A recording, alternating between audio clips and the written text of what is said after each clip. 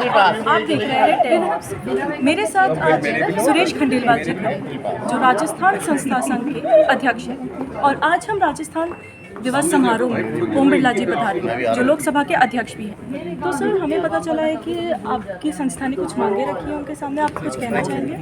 देखिए, हमारी संस्था सबसे पुरानी संस्था है, पिछले 49 वर्षों से ये कार्यक्रम कर रही है। हमारे बाद राजस्थान गवर्नमेंट ने कार्यक्रम शुरू किया था। आप समझ सकते होंगे हमने कहाँ तक इस बात को ले आए। और हम पहले जो हमने भाषा आंदोलन के लिए किया, उसमें हम करीब 5,000 और 5,000 दिल्ली 10,000 लोग एकत्रित हुए।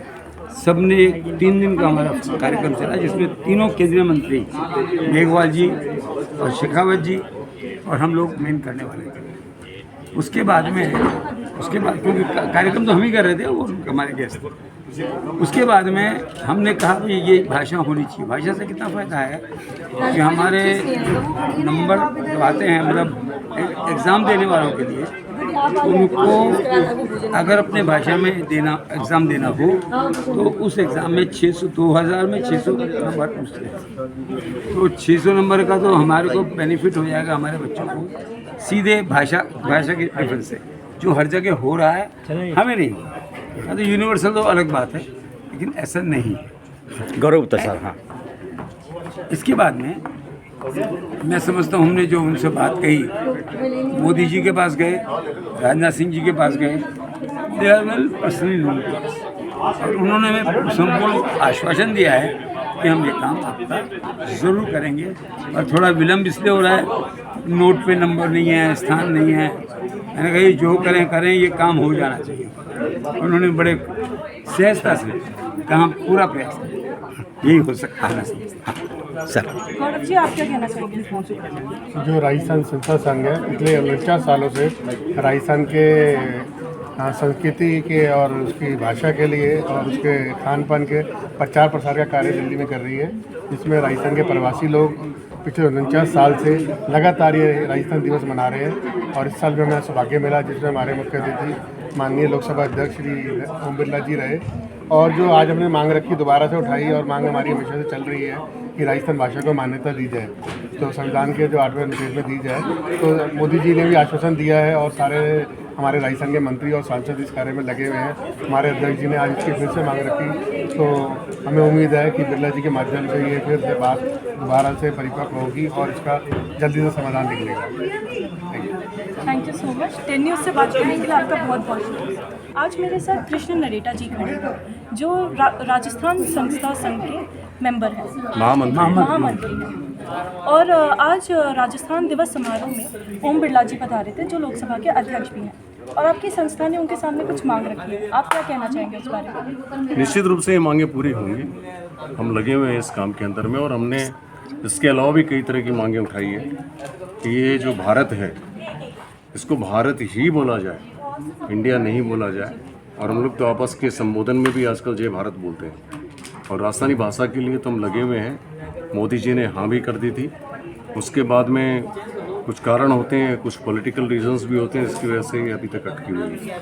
और इसके अंदर में राजस्थान के हज़ारों बच्चों का भविष्य जुड़ा हुआ है।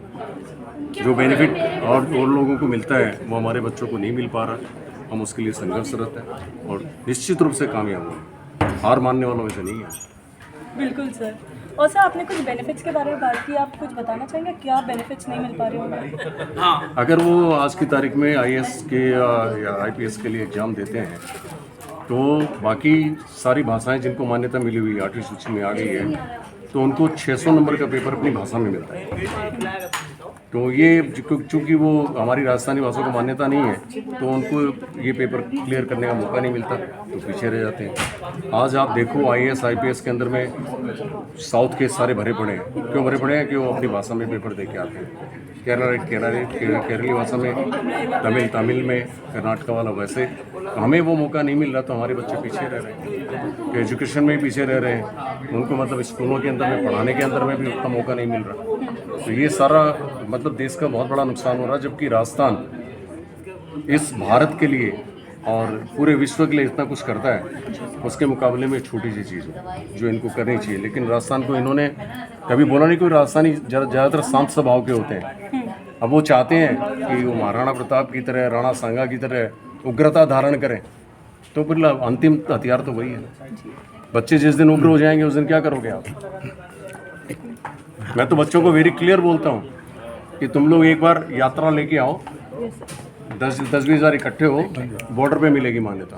बिल्कुल सर, हम आने की जरूरत नहीं, हम होप करेंगे सर जल्दी माने। मिलेगी। बच्चों के साथ साथ कितने हजारों जॉब पैदा होंगे। जो पैदा हमारी भाषा सिखाने के लिए टीचर चाहिए, और वाकई में जॉब का इतना बड़ा क्रिएशन होगा, इसका कोई मुकाबला नहीं।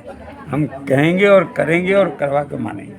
यही मेरा वर्ड। धन्यवाद। छोड़ेंगे नहीं सर, आप हम। कुछ कहना चाहेंगे? आप कुछ कहना चाहिए? हाँ, अध्यक्ष जी ने और महामंत्री जी ने काफ़ी बातें कही हैं। राजस्थान क्षेत्रफल की दृष्टि से देश का सबसे बड़ा राज्य है और उसकी कई भौगोलिक परिस्थितियां हैं, विषमताएं हैं। ऐसी स्थिति में राजस्थान को पर्यटन, क्योंकि उसका मुख्य आधार है आर्थिक आधार, इसलिए एक तो राजस्थान को पर्यटन के क्षेत्र में और खास करके हेरिटेज संपदा जो राजस्थान में है, वो देश में, दुनिया में कहीं नहीं, तो उसको हेरिटेज स्टेट का दर्जा देना चाहिए। क्योंकि राजस्थान में आप हर 2 किलोमीटर पर आप चले जाएं तो आपको एक ओपन आर्ट गैलरी जैसा है राजस्थान। तो राजस्थान के पास जो विरासत है वो मिलना चाहिए।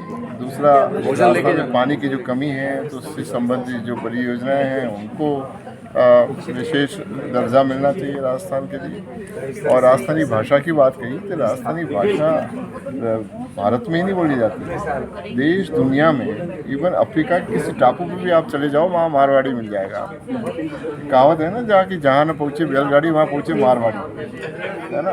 तो राजस्थान को की राजस्थानी भाषा को 8वीं अनुसूची में निश्चित रूप से स्थान मिलना चाहिए। और इस मंच के माध्यम से लोकसभा अध्यक्ष जी के सामने जो मांग रखी है वो बिल्कुल ही एक प्रकार से प्रासंगिक मांग है और इस पर उम्मीद है कि केंद्र गौर करेगी। क्योंकि प्रधानमंत्री जी से भी एक शिष्टमंडल मिला था और प्रधानमंत्री जी ने बहुत सहानुभूतिपूर्वक इसको सुना है, और हमारे केंद्रीय गृह मंत्री भी, क्योंकि ये उनके विभाग का मामला है, तो वो निश्चित रूप से राजस्थानी भाषा को मानेंगे।